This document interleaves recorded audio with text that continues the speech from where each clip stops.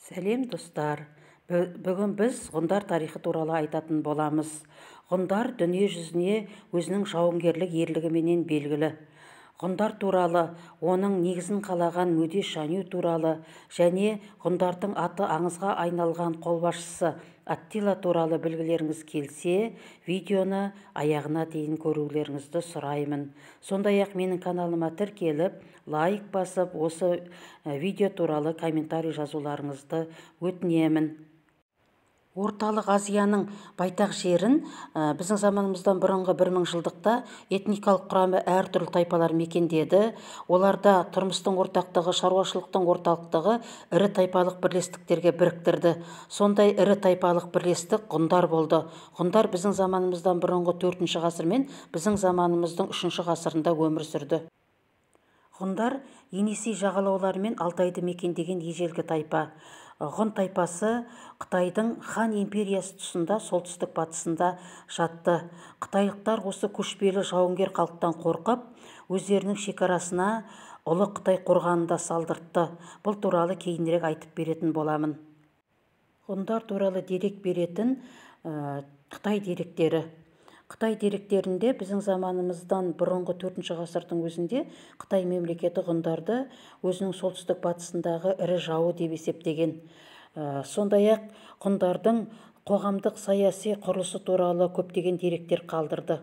Қытай деректерінде Ғұн атауының пайда болған кезі біздің заманымыздан бұрынғы 3-ші ғасырдың аяғы. Қытайлықтар ғұндарды Хунну немесе Сюнну деп аталған, ал европалық жылнамашылар ғұндарды Гунни деп атаған. Қытай деректерінде ғұн басшысының лауазымы. Қытай деректерінде ғұндардың мемлекет билеушісінің титулы Шаню деп аталынады, ал Қазақстан тарихында Шанюді Тәңірқұты деп те атап жүр. Ғұн державасының негізін қалаған Мөде Шаню. Мөде Шаню біздің заманымыздан бұрынғы 228-174 жылдары өмір сүрді. Біздің заманымыздан бұрынғы 206 жылы осы Мөде Шаню батыста үйсіндерге шабуыл жасады, ал солтүстікте Саян Алтай тайпаларын бағындырды. Осы кезде Қытай билеушілері Мөдеден бос жатқан кішкентай жерін сұрайды. Сол кезде Мөде жер деген мемлекеттің негізі, оны қалай береміз дейді де хан әулетіне қарсы күресіп, хан әулетін жеңеді. Қытай билеушісі Мөде Шанюге бас иіп, тыныштық пен туыстық туралы шартқа отырып, жыл сайын оған алым-салық төлеп тұрады. Осы кезде ғұн мемлекетінің территориясы Байкалдан Тибетке, шығыс Түркістаннан Хойенкенің орта ағысына дейін жетеді. Сөйтіп ғұн державасы құрылады. Шығыстанушы Гумилевтің мәлімдеуінше, ғұн державасының пайда болған мерзімі біздің заманымыздан бұрынғы 209 жыл, яғни Мөде Шаню басқарған кездегі уақыт. Ғұндар мемлекеті әскери жүйе бойынша 3 қанатқа бөлінген. Жалпы ғұндарда соғыс ісі қатты дамыды және олар жауынгер халық болды. 3 қанатқа бөлініп, оң қанат, сол қанат және орталық қанат болып бөлінді.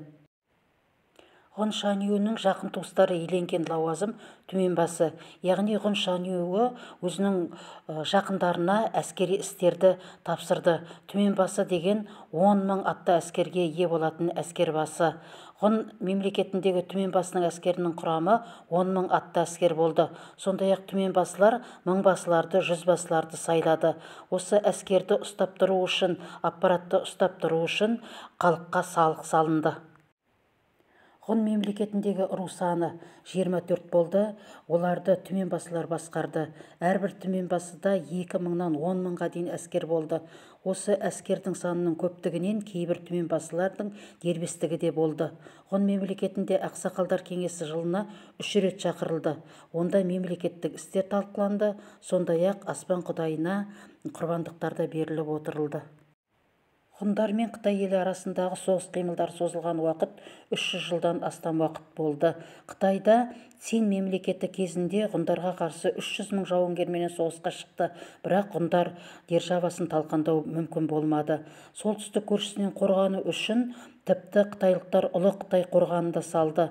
Оның ұзындығы 4000 километр, биіктігі 10 метр, ені 5-6 метр болды. Бүгінде бұл Ұлы Қытай қорғаны туристердің келетін аймағына айналды. ғұн мемлекетінің саяси күшейген кезі біздің заманымыздан бұрынғы 2 ғасыр мен біздің заманымыздан бұрынғы 1 ғасырдың аралығы. ғұн мемлекетінің оңтүстік және солтүстік болып бөлінген мерзімі біздің заманымыздан бұрынғы 55 жылы. 55 жылы оңтүстік ғұндар өздерінің тәуелсіздігінен айырылып қалды да Қытай мемлекетінің қол астында қалды. Ал солтүстік ғұндар болатын болса, Чжи басқарған бұлар жаңа елдерді бағындыру үшін батысқа қарай жылжыды. Ғұндардың шығыстан батысқа қарай жылжуы басталған мерзім біздің заманымыздан бұрынғы 2 ғасыр. Ал ғұндардың осы Қазақстан жерге келіп қоныстануы біздің заманымыздан бұрынғы 47 жылы солтүстік ғұндар Тянь-Шань тауынан өтіп, қаңлыларменен көрші болды. Ал екінші рет біздің заманымыздың 93 жылында Қазақстанға 2 рет қоныс аударды. Бұл кезде ғұндар Сырдарияға, Арал жағасына, орталық және батыс Қазақстанға дейін жетті. Аттиланың, Еділ патшаның шамамен өмір сүрген жылдары. Ғұн тарихын Аттиланың есімінсіз елестету мүмкін емес. Аттила аты аңызға айналған батыр. Бұл ғұндардың ұлы көреген қолбасшысы. Біздің заманымыздың 400 және 453 жылдары өмір сүрді. Аттиланың басшылығымен ғұндар Европалық елдердің бірқатарын тізе бүктірді, жеңді. Біздің заманымыздың 5 ғасырының ортасында Аттила әскері Шығыс Рим империясына дейін жетіп, оны жаулап алды. Аттила өзінің державасын құрған уақытта ірі дипломатиялық жұмыстар жүргізді және өзінің державасын нығайтты. Европада Рим үстемдігін азат етті, құлиеншілік құрылысты жойды. Ғұндарда әскери демократиялық құрылысты нығайтты. Еділ жауынгерлерінің Галлиядағы Каталаун даласындағы шайқасы болған жер 451 жыл. Осы жылы Галлияда Каталаун даласында Рим-Франк соғыс одағыменен шайқасты. Еділ Аттила жөнінде құнды дерек қалдырған Пани Приска. Бұл Византияның елшісі, осы ғұн державасына елшілік іссапарда болған. Өзінің Византия тарихы және Аттиланың істері деген шығармасында Аттиланың істері жөнінде және оның бейнесін бейнелеумен аты шыққан. Тіпті Аттила туралы операда жазылған. Аттила операсын жазған итальян композиторы Джузеппе Верди. Сондай-ақ Еділ атыменен аталатын өзен де бар. Волга өзені Еділ деп аталынады. Ғұндар жөнінде маңызды дерек қалдырған. Европа жазушылары ғұндар жөнінде, Аттила жөнінде көптеген жазба деректер қалдырды. Соның бірі Марцелиннің еңбегі. Марцелин бұл Рим тарихшысы, 31 кітап жазған, оның көбі жоғалып кеткен. Осы кітапта ғұндар туралы, олардың аландарды бағындыруы, Дунай жағалауларына жетіп, вестготтарды талқандау туралы жазылған. Сондай-ақ ғұндар жақсы шыныққан деп жазады. Ғұн әміршісінің сарайы туралы сипаттап жазған Приска Пани. Бұл деген Византияның тарихшысы осы Аттиланың сарайында елшілік қызмет атқарды. Сөйтіп сарай туралы да, Аттиланың істері туралы да және Аттиланың бейнесі туралы да жазып қалдырды. Ғұндардағы ру көсемдері ақсақалдар болды. Ғұндардағы биліктің берілу жүйесі мұрагерлікпен берілді. Ғұн әскерінің негізгі құрамы атты әскерлер болды. Ғұндарда бұйымның бетіне түрлі түсті заттарды жапсыру стилі полихромдық стиль, алтын түйіршіктерді дәнекерлеу әдісі зерлеу деп аталынады.